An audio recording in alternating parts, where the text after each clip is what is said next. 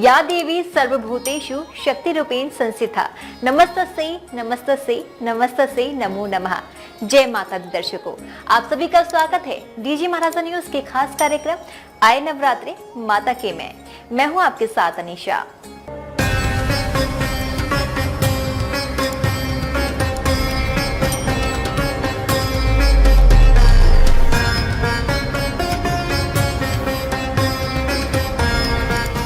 आज नवरात्रि का 9वां दिन है। नवरात्रि का 9वां दिन मां सिद्धिदात्री को समर्पित है।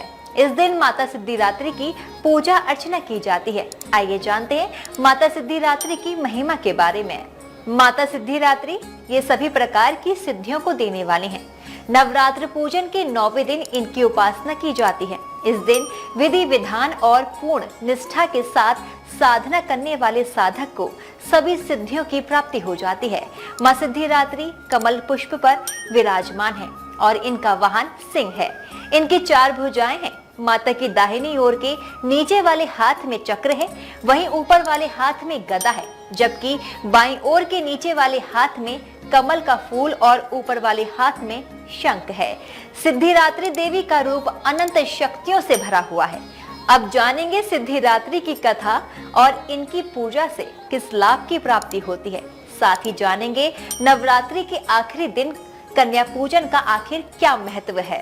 पौराणिक कथा के अनुसार एक बार भगवान शिव पार्वती जी के साथ हिमालय पर्वत पर एक तपस्या कर रहे थे। उसी दौरान भगवान शिव ने देवी पार्वती से कहा कि इस संसार में अनेक लोग विभिन्न प्रकार की सिद्धियां प्राप्त करना चाहते हैं और वे अपने जीवन में सुख, समृद्धि और शांति प्राप्त करना चाहते हैं।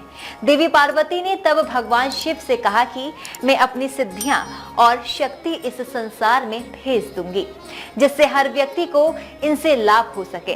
तब देवी पार्वती ने अपनी सभी सिद्धियों को एकत्रित कर उन्हें सिद्धिदात्री रूप में अवतरित किया।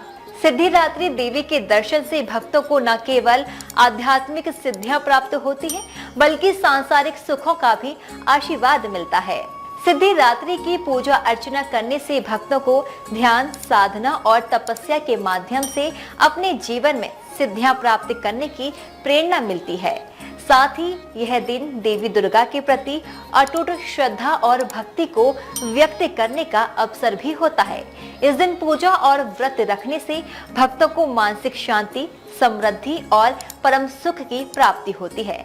मां सिद्धिदात्री की पूजा में विशेष रूप से हवन और मंत्र जाप किए जाते हैं। अब जानते हैं नवरात्रि में कन्या पूजन का आखिर क्या महत्व है।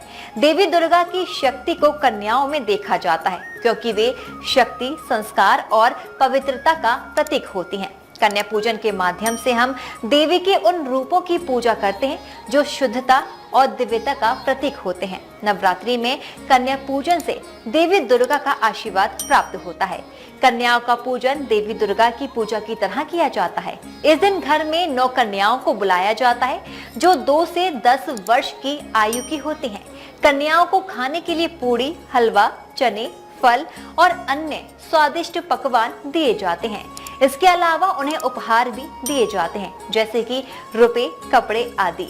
पूजा के बाद कन्याओं से आशीर्वाद लिया जाता है और उनके पैर धोकर उन्हें सम्मानित किया जाता है।